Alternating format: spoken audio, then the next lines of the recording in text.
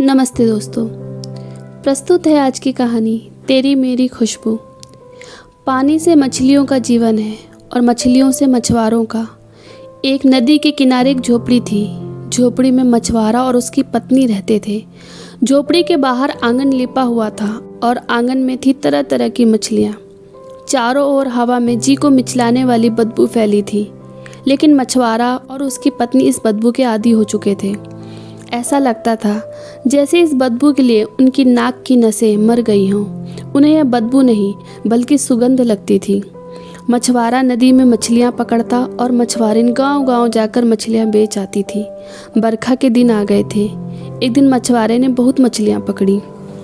दोनों बड़े खुश हुए कि आज तो बहुत अच्छे दाम मिलेंगे मछलियों के। मगर ये क्या, दोपहर आते आते आसमान में काले काले बादल छा गए। तेज हवाएं चलने लगी। मछुआरा बोला, शोभा, आज ना जा मछली बेचने। देख मौसम कैसा भयानक हो रहा है, लगता है बाढ़ आएगी। कहीं फंस गई तो तू कैसे आएगी फिर? मछुआरिन बोली, अरे नहीं, कहीं ना होगी इतनी तेज बारिश की बाढ़ आ जाए। बहुत दिनों बाद तो इतनी मछलियाँ पकड़ी हैं, बढ़िया दाम मिलेंगे आज तो। अगर ना गई तो बाद में बासी मछलियों के कम दाम मिलेंगे। इतना कहते ही वो टोकरी में मछलियाँ रखने लगी।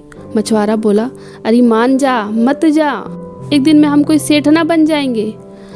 दरअसल मछुआरों को हवा, उमस और बरखा की जबरदस्त पहचान होती है। मछुआरी ना मानी और टोकरी सर पर रखी, चल दी मछली बेचने और जाते जाते बोली, चिंता ना करना, जल्दी आ जाऊंगी। नदी पार कर दूसरे गांव पहुंच गई। फिर मछलियां बेचकर तीसरे गांव जा रही थी कि पानी बरसने लगा। अब मछुआरिन हड़बड़ाने लगी। जैसे तैसे भीगते भीगते सारी मछलियां बेच डाली।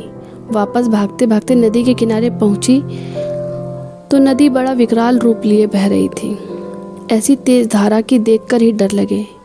पति की बात ना मानने पर वह पछता रही थी और फौरन वापस मुड़ गई। अब वह मन में सोच रही थी कि कहाँ जाए। इत्तेफाक की बात कि थोड़ी दूर चलने पर एक मालिन दिखाई दी। पास में राजा का एक सुंदर बगीचा था। मालिन घर का काम निपटाकर बगीचे की निगरानी के लिए जा रही थी। कभी कभी रास्ते में उन दोनों की मुलाकात हो जाया करती थी। हाल चाल पूछकर दोनों अपनी अपनी राह निकल जाती, कुछ धंधे की हड़बड़ी और कुछ काम की जल्दी। आज मछुआरिन की हालत देख मालिन सारा माजरा समझ गई। उसे मछुआरिन पर दया आ गई। उसने कहा, बाढ़ आ गई तो क्या हुआ, चल मेरे साथ चल। मछुआरी ने उसका एहसान मानते हुए फौरन साथ चल पड़ी। थोड़ी दूर चलने पर मालिन ने मछुआरिन को बहुत भीगे हुए देखा तो कहा, अगर ठंड लग रही हो तो मेरी बरसाती ले ले। मछुआरिन मुस्कुराते हुए बोली, हम मछुआरों को तो आदत है बरखा पानी की, इनसे तो हमारा गहरा नाता है। बातचीत करते हुए दोनों बगीचे के नज़दीक आ गईं। अचानक 3-4 बार जोर से सांस खींचकर मछुआरे ने पूछा, ये कैसी गंध आ रही है? मालिन ने सरल भाव से कहा, बगीचे की और किसकी? मालिन फूलों की खुशबू में खोई राजा के बगीचे की तारीफ करने लगी। ऐसा शानदार बगीचा तो 100 कोस में भी नहीं मिलेगा। आसपास के सभी रजवाड़े आए दिन मेरे बगीचे की कलमें मांगते हैं। चमेली की, मोगरे की, केवड़े की, चंपा की, गुलाब की। आखिर इस बाग की मालिन कौन है? फुलेसरी मालिन ना। मछुआरी ने नाक सिकोड़कर बीच में ही बोल पड़ी, तू रात को यहीं सोती है? फूलों की खुशबू के गुमान में खोई मालिन ने तुरंत जवाब दिया, और कहाँ सोऊंगी? इस बगीचे के अलावा मुझे और कहीं नींद भी नहीं आती। यहाँ तो माटी में भी फूलों की खुशबू घुली हुई है। हाँ, अगर तेरा मन भी कर रहा हो तो तू भी 20-25 पौधे ले जाना। जब भी कभी फूलों को देखेगी तो कम से कम मेरी याद तो आएगी तुझे कि फुलेसरी ने ये पौधे दिए थे। सांस रोकते हुए मछुआरे ने बड़ी मुश्किल से मुँह खोला, अरे नहीं, रहने दे, क्या फूलों के बिना तेरी याद नहीं आ सकती? मालिन बोली, अरे शर्माती का है? बगीचे के दरवाजे को खोलते हुए मालिन बोली, मुझे रानी जी की पूरी छूट है। अगर तुझे टोकरी भरकर भी फूल दे दूँ तो मुझे उलाहना ना देंगी। बगिया के अंदर पैर रखते ही फूलों की खुशबू से मछुआरिन का सिर फटने लगा। साड़ी के पल्लू से नाक और मुंह को ढकते हुए बोली, पर हम उलाहना वाला काम ही क्यों करें, और फिर मैं फूलों का करूँगी क्या? मालिन हैरानी से बोली, क्या करेगी? अरे तुझे अभी मेरे फूलों का अंदाज़ा नहीं है। बड़े बड़े बाबू लोग भी इन फूलों के लिए तरसते हैं। एक बार हाथ में ले लेगी तो 3 दिनों तक फूलों की खुशबू नहीं जाएगी हाथों से। इधर मछुआरिन का जी बुरी तरह मिचला रहा था।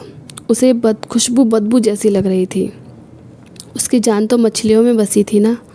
वह मन में सोचने लगी, इस बदबू में मालिन सांस कैसे लेती है? मैं कैसे रुकूंगी? हे भगवान, ऐसा बदबूदार बगीचा राजा के किस काम का? मछुआरिन के मन में ऐसे कई सवाल उठे, लेकिन मछुआरिन मालिन से पूछती कैसे? उसकी हिम्मत न हुई।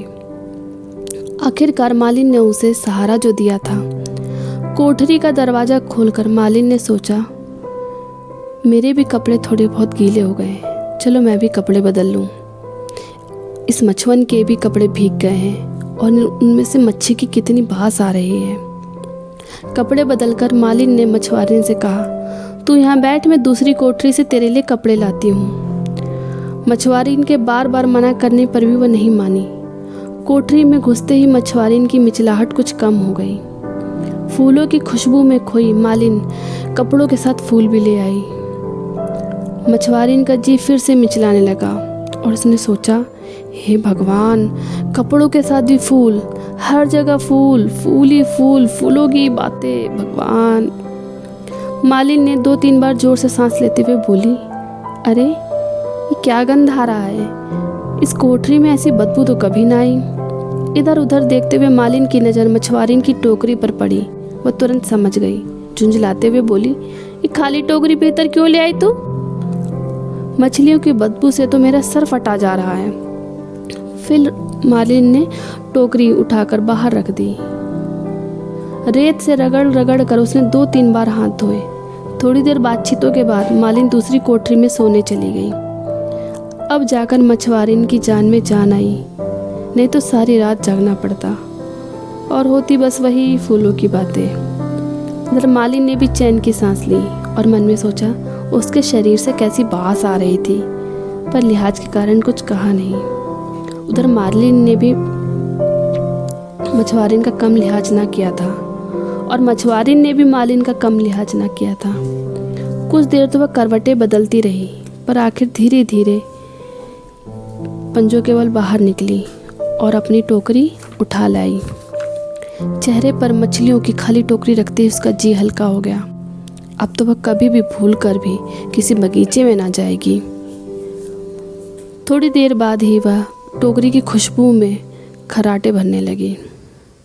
सुबह होते ही मछुआरिन ने मालिन को धन्यवाद कहा और चल पड़ी अपने गांव।